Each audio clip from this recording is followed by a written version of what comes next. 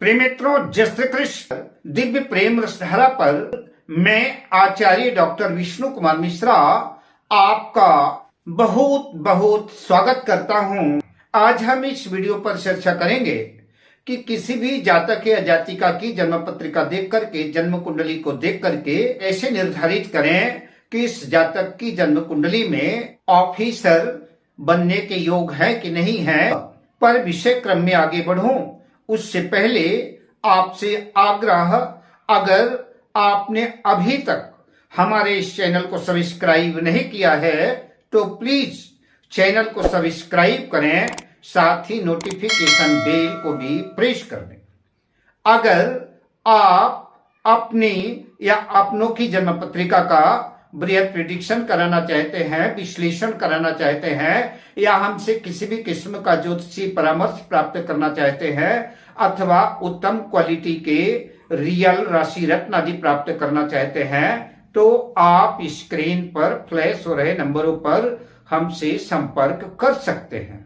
किसी भी कुंडली को देखकर इस निष्कर्ष पर कैसे पहुंचें या निष्कर्ष कैसे निकालें कि फला जातक के या जातिका की जन्म पत्रिका में अफसर बनने के, अधिकारी बनने के योग है कि नहीं है, मैं स्टेप बाय स्टेप आपसे चर्चा करूंगा।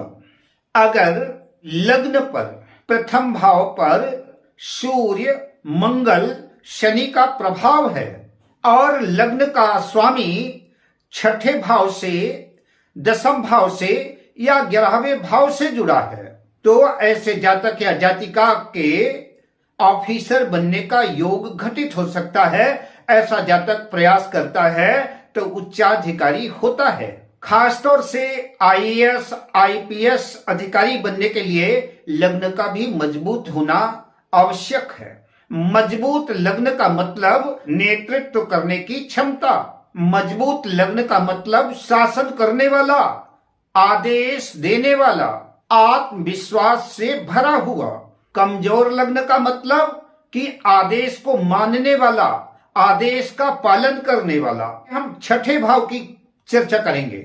छठा भाव आपकी सफलता का द्वार है। इस छठे भाव से, इस द्वार से गुजरे बिना उच्चाधिकारी बनना संभव नहीं है, क्योंकि छठा भाव प्रतियोगिता का भाव है, कंपटीशन का भाव है, प्रशासन का और कानून का भी भाव है। अगर जन्म पत्रिका के छठे भाव में सूर्य और मंगल और शनि का प्रभाव है और छठे भाव का स्वामी लग्न से या की जन्म पत्रिका के दसम भाव से जुड़ा हुआ है, तो अधिकारी बनने का मार्ग प्रशस्त होता है।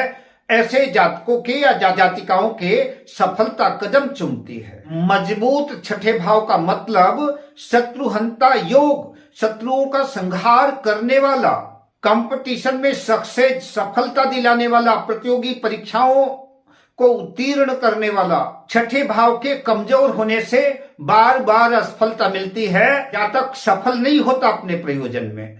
इसलिए जन्म पत्रिका का छठा भाव मजबूत होना चाहिए। यूपीएससी या स्टेट सर्विस एग्जाम, पीसीएस बिना छठे भाव के मजबूत हुए बिना इन प्रतियोगी परीक्षाओं में सफलता मिलना मुश्किल है।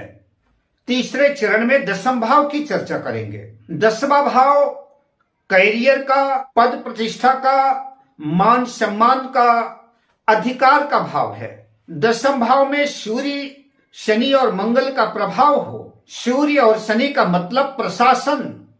दसम भाव के स्वामी का संबंध लग्न से हो, छठे भाव से हो और दसम भाव सक्रिय हो, तो ऐसा जातक या जातिका निश्चित रूप से उच्चाधिकारी बनते हैं। इनकी जन्म पत्रिका में ऑफिसर बनने का योग घटित होता है।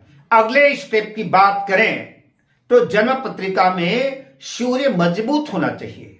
अपनी उच्च राशि मेष राशि में हो, सिंह राशि में हो, दिग्वली हो, मजबूत हो। मजबूत सूर्य के बिना यूपीएससी या स्टेट सर्विस एग्जाम में सफलता मिलना संभव ही नहीं है। आईएएस, आईपीएस अधिकारी बनने का योग घटित ही नहीं हो सकता।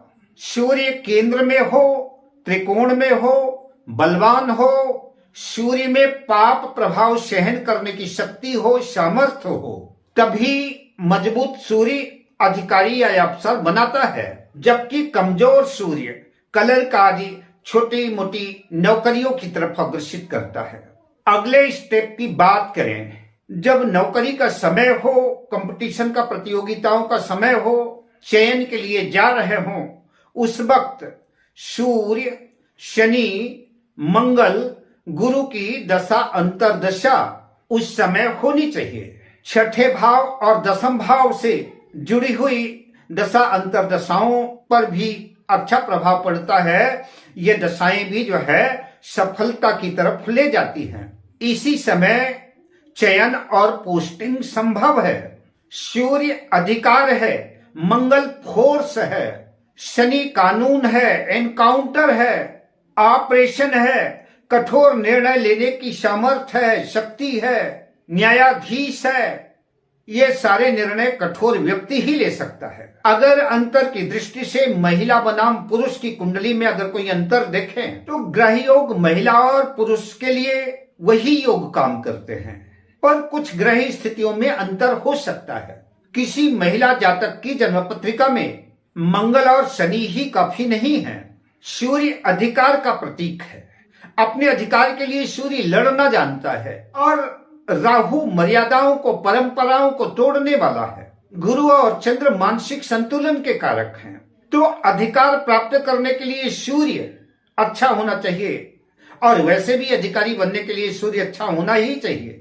और परंपराओं को तोड़ने के लिए राहु की स्थिति अच्छी होनी चाहिए, राहु का कंडीशन, राहु बेहतर होना चाहिए। तो राहु की अनिवार्यता आवश्यक हो जाती है। तो सामाजिक बाधाएं, परिवार आदि परंपराओं को तोड़ने के लिए राहु की महत्वपूर्ण भूमिका है। महिला पुरुष आईपीएस योग में पुरुषों में मंगल प्रधान है, किंतु महिलाओं की कुंडली में सूर्य और राहु की प्रधानता होगी। इसीलिए आईपीएस अधिकारी के रूप में महिलाओं को कम ही देखा जाता है। चर्चित आईपीएस महिला अधिकारी हुई हैं, लेकिन कम ही मात्रा में है, जिसमें किरण बेदी का नाम सर्वोपरि है, अर्चना रामासुंदरम हो गई, संयुक्ता पराशर आदि महान व्यक्तित्व की धनी हुई हैं, लेकिन प्रायः कम योग ही घटित होता है, क्योंकि वहां राहु की इन्वॉल्वमेंट होना जरूरी है। अब मैं मिलता हूं अगली वीडियो में, आपसे लेता हूं विदा, शुभ कामनाओं के साथ। जय श्री कृष्ण।